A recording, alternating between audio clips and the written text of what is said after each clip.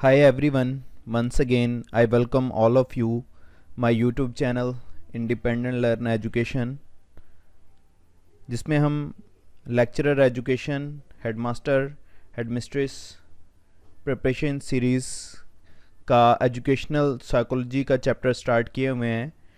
अब तक हमने 3 स्कूल ऑफ साइकोलॉजीज़ को डिस्कस कर लिया है, जिसमें स्ट्रक्चरलिज्म, फंक्शनलिज्म और बिहेवियरिज्म।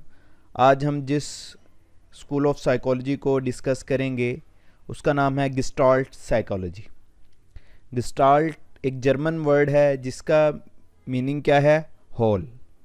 इट मीन्स अगर आप किसी भी चीज़ के एक एस्पेक्ट को देख रहे हैं तो ये ठीक नहीं है, आप उसे एज ए होल देखेंगे तभी आप चीज़ों को बेहतर तरीके से समझ सकते हैं।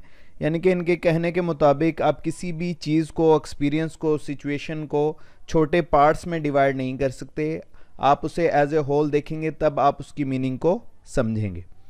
जैसे ये मैंने आपको पिक्चर दिखा दी है, अगर हम इसके पार्ट्स कर दें तो आपको ये डिफरेंट इस तरह फील होगा जैसे हॉर्स हैं, मुख्तलिफ पार्ट्स में दिखाएं तो ये हॉर्स भी बन रहे हैं।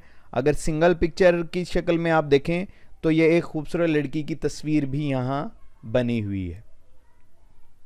तो यानी कि आप होल सिचुएशन को देख के ही आप सही अंदाज़ा लगा सकते हैं किसी भी चीज़ की सिचुएशन का।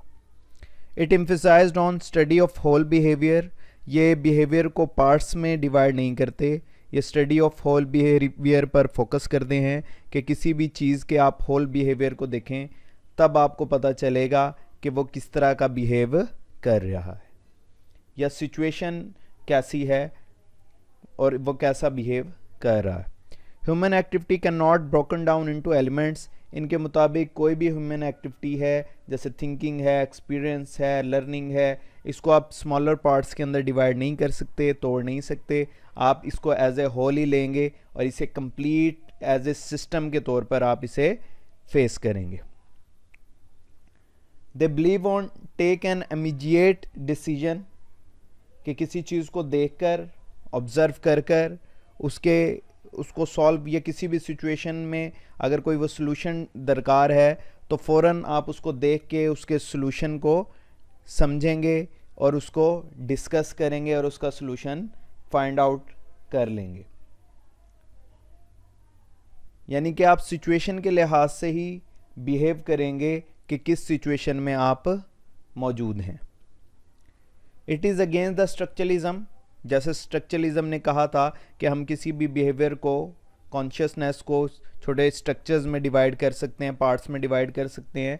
तो गेस्टाल्ट साइकोलॉजी जो है वो स्ट्रक्चरलिज्म के अगेंस्ट है, इसी वजह से कि वो कहते हैं कि बिहेवियर को, कॉन्शियसनेस को आप पार्ट्स में डिवाइड नहीं कर सकते, आप इसे एज ए होल ही कंसीडर करेंगे। फिर जो कोहलर हैं उन्होंने गेस्टाल्ट के लिए एक नया वर्ड यूज़ किया जिसे उन्होंने इंसाइट का नाम दिया। इंसाइट वर्ड है जिसके मीनिंग है डीप व्यू। यानी कि अगर किसी सिचुएशन को आप कंप्लीटली अच्छे तरीके से तमाम चीज़ों को जोड़ कर देखें तो आपको ख़ुद ही उस चीज़ का, उस सिचुएशन के अंदर आपको उसका सलूशन नज़र आएगा। तो इन्होंने एक एक्सपेरिमेंट भी किया था एक चिंपैंजी के ऊपर जिसका नाम सुल्तान था। तो उन्होंने ये एक्सपेरिमेंट किया कि उसे एक बॉक्स में बंद किया या एक बंद कमरे में बंद किया और उससे कुछ फासले पर हाइट के ऊपर या उससे केले या कुछ खाने की चीज़ लटका दी और साथ ही उन्होंने वहाँ स्टिक, कुछ बॉक्सेस और कुछ इस तरह के चीज़ें, स्टिक्स, बॉक्सेस उनके रख दिए। तो चिंपैंजी ने उस सिचुएशन को, सारे इस सिचुएशन को अच्छे तरीके से समझा और समझने के बाद उसने क्या किया, बॉक्सेस को इकट्ठा किया, बॉक्सेस के ऊपर खड़ा होकर उसने स्टिक की मदद से उन केलों तक या उस खाने की चीज़ तक अप्रोच कर लिया।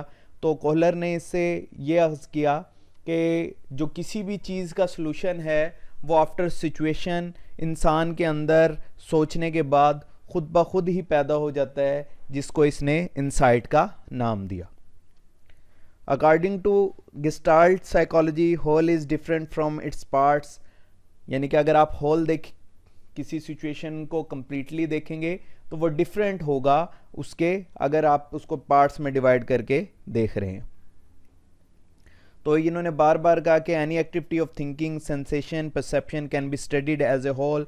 ये जितनी भी सिचुएशंस हैं आप इसे एज ए होल ज़्यादा बेहतर तरीके से कंसीडर कर सकते हैं। अब कुछ प्रिंसिपल दिए गेस्टाल्ट साइकोलॉजी के अंदर, गुड फिगर जैसे है, objects group together tend to be perceived as a single figure, tendency to simplify. यानी कि आप इस तरह किसी चीज़ को अरेंज कर दें कि आपको समझ आ जाए कि वो किस शेप में आपको नज़र आ रही है। इसी तरह सिमिलैरिटी की है, object tend to be group together if they are similar. ऐसे ऑब्जेक्ट्स को आप इकट्ठा कर देंगे जो एक जैसे दिख रहे हैं।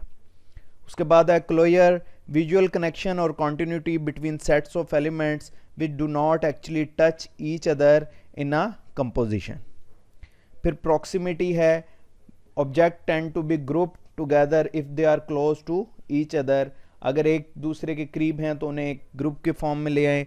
कॉन्टिन्यूशन है कि किसी चीज़ को कॉन्टिन्यू करना, इंटरेक्ट करके उसको साथ जोड़ के। When there is an intersection between two or more objects, people tend to perceive each object as a single uninterrupted object. उसके बाद symmetry है, the object tend to perceived as symmetrical shapes that form around their center.